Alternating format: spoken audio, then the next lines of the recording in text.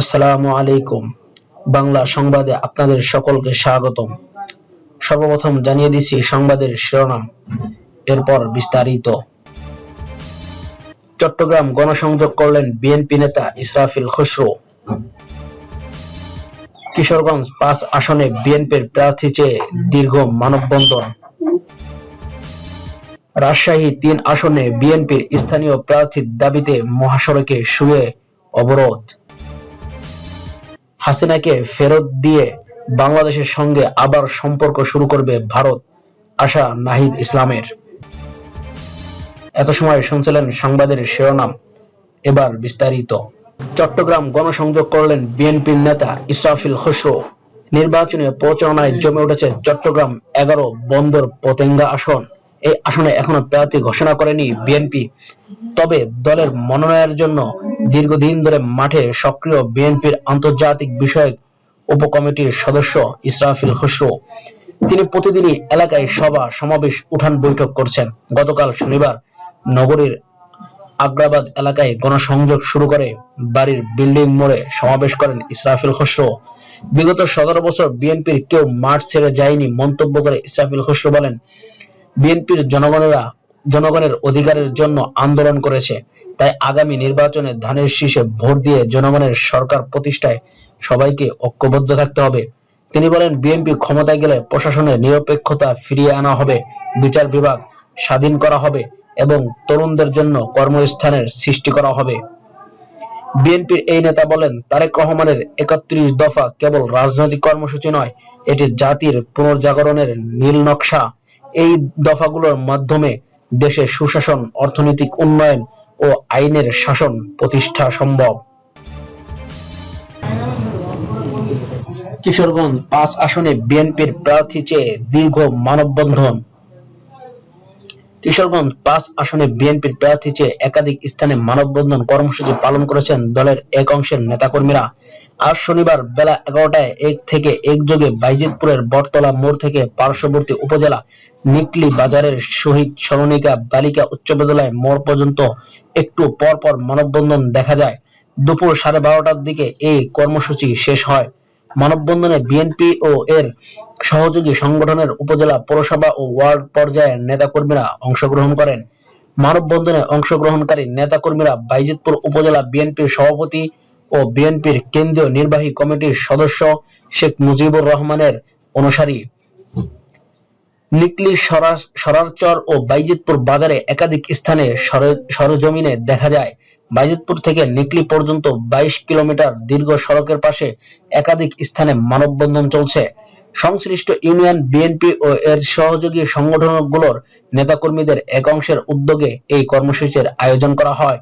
মানববন্ধনে বিভিন্ন বয়সী নারী পুরুষ অংশগ্রহণ করেন। সরারচর এলাকায় মানববন্ধনে অংশগ্রহণ করা মোহাম্মদ আলম মিয়া নামে স্থানীয় এক বিএনপি কর্মী বলেন, বাইজিতপুর নিকলির রাজনীতিতে বিএনপির দুর্দিনে মুজিবুর রহমান ইকবাল নেতাকর্মীদের পাশে ছিলেন, তাই আমরা এই আসন থেকে বিএনপির প্রার্থী হিসাবে তাকেই মনোনয়ন দেওয়ার দাবি জানাই।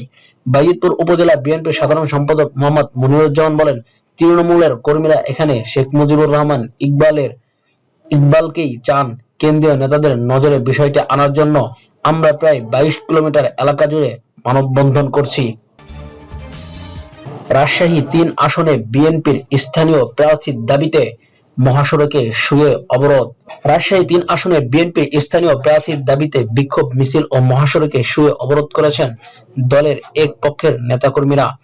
আজ শনিবার বিকালে পবা উপজেলার খড়খড়ি বাইপাস বাজারে এই কর্মসূচির আয়োজন করা হয়। বেলা ৩:৩০টার দিকে রাজশাহী নাটোর মহাসড়কের খড়খড়ি বাইপাস বাজার এলাকায় নেতাকর্মীরা আসতে থাকেন। রাস্তার দুই ধারে জড়ো হতে থাকেন বিএনপি, যুবদল, স্বেচ্ছাসেবক দল ও ছাত্র দলের বিভিন্ন ওয়ার্ড, ইউনিয়ন ও উপজেলা পর্যায়ের কর্মীরা। রাজশাহী নাটোর মহাসড়ক অবরোধ করে তারা প্রায় ১ ঘন্টা ধরে মিছিল, স্লোগান ও অবস্থান কর্মসূচি পালন করেন। পরে তারা সড়কের মাঝখানে শুয়ে প্রতিবাদ জানান। বিক্ষোভকারীদের দাবি, তৃণমূলের মর্যাদা যখন বরাবর উপেক্ষিত হয়, তখন এইভাবে রাস্তায় শুয়ে পড়া ছাড়া তাদের আর কোনো পথ নেই।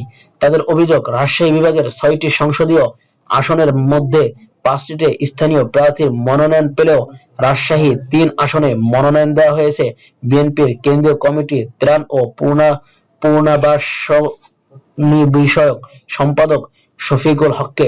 তিনি দীর্ঘদিন স্থানীয় রাজনীতি থেকে দূরে ছিলেন এবং তিনি রাজশাহী 2 আসনের ভোটার। এই কারণে তৃণমূলের মধ্যে তার প্রতি আস্থাহীনতা তৈরি হয়েছে বলে জানান নেতাকর্মীরা। মাঠ পর্যায়ের কর্মীরা দাবি করেন, স্থানীয় নেতাকে উপেক্ষা করে বহিরাগতকে প্রার্থী দেওয়ায় সংগঠনের ভাঙন, কর্মীদের হতাশা ও নির্বাচনে নেতিবাচক প্রভাব পড়ার শঙ্কা তৈরি হয়েছে। এই আসনে যারা বছরের পর বছর মামলা হামলা মোকাবেলা করেছেন, লাঠির সামনে দাঁড়িয়েছেন, রাতের পর রাত ঘুমাতে পারেননি, প্রার্থী হওয়ার অধিকার একমাত্র তারাই।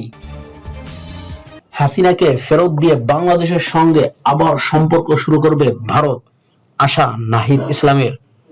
জাতীয় নাগরিক পার্টি এনসিপির আহ্বায়ক নাহিদুল ইসলাম বলেছেন, বাংলাদেশ ভারত বন্দি প্রত্যর্পণ চুক্তির আওতায় মানববিরোধী অপরাধী শেখ হাসিনাকে বাংলাদেশের সরকার ফেরত চাইতে পারে, ভারত সেখানে বাধা দিতে পারে না। তিনি বলেন, আমরা আশা করব শেখ হাসিনাকে ফেরত দিয়ে ভারত বাংলাদেশের সঙ্গে সম্পর্ক স্থাপন করবে। আজ শনিবার সন্ধ্যায় 6টার দিকে রাজধানীর জাতীয় প্রেস ক্লাবের সামনে এক সংক্ষিপ্ত সমাবেশে এ কথা বলেন নাহিদুল ইসলাম। জুলাই গণহত্যার দায়ে দণ্ডিত ব্যক্তিদের সাজা কার্যকর এবং দল হিসেবে কার্যক্রম নিষিদ্ধ আওয়ামী লীগ ও দলটির জোট সঙ্গীদের বিচারের দাবিতে গণমিছিল ও সমাবেশের আয়োজন করে এনসিপি ঢাকা মহানগর। সমাবেশে এনসিপির আহ্বায়ক নাহিদুল ইসলাম বলেন, শেখ হাসিনার ফাঁসির রায় কার্যকরের মধ্য দিয়ে মানুষ ইনসাফ পাবে। এই রায় কোনো রাজনৈতিক প্রতিশোধ নয়। শেখ হাসিনার ফাঁসির রায় বাংলাদেশের মজলুম নির্যাতিত জনগণের প্রতি ন্যায় বিচার। আমরা সেই ন্যায় বিচারের জন্য জুলাই আগস্টে রাজপথে নেমেছিলাম। শেখ হাসিনাকে ভারত থেকে ফিরিয়ে আনতে যত ধরনের কূটনৈতিক ও রাজনৈতিক তৎপরতার প্রয়োজন অন্তর্বর্তীকালীন সরকার অবিলম্বে তা শুরু করবে বলে আশা প্রকাশ করেন নাহিদুল ইসলাম। অন্তর্বর্তীকালীন সরকারের কাছে 3টি দাবি জানান এনসিপির আহ্বায়ক। এর মধ্যে রয়েছে শেখ হাসিনাকে দেশে ফিরিয়ে এনে দ্রুত ফাঁসির রায় কার্যকর করা, দল হিসেবে আওয়ামী লীগের বিচার এবং জাতীয় পার্টি সহ আওয়ামী লীগ সহযোগী দলগুলোকে বিচারের আওতায় আনা। ভারত শেখ হাসিনাকে জায়গা দিয়ে বাংলাদেশের বিরুদ্ধে ষড়যন্ত্র অব্যাহত রেখেছে বলে মনে করেন নাহিদুল ইসলাম। তিনি বলেন, ভারত সরকারের প্রতি আমাদের আহ্বান থাকবে, যদি বাংলাদেশের সঙ্গে সত্যিকার অর্থে সম্পর্ক করতে চান, যদি চান বাংলাদেশের জনগণ আপনাদের প্রতি সুসম্পর্ক বজায় রাখবে, তাহলে অবিলম্বে শেখ হাসিনাকে দেশে পাঠানোর ব্যবস্থা করুন।